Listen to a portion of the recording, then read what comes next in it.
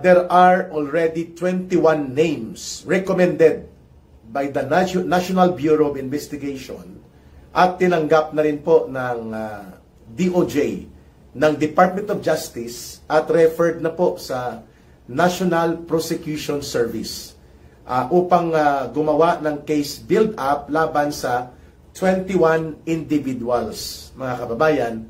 Pero hindi po isinama nila Boying Remulla at ng National Bureau of Investigation si Speaker Martin Tambaloslos, no?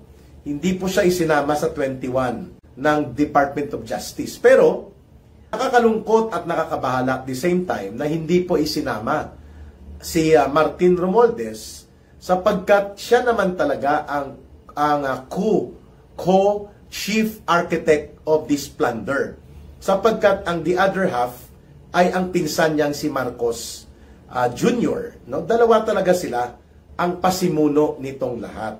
Si Martin Romualdez po ang nagsasagawa ng execution of the design. Ito po ay pinalusot sa pamamagitan ng CICA, Congressional Initiated Cash Allocations at Unprogrammed Budget Components. Ito ay panibagong mukha ng pandaraya sa budget. But it was a pork barrel.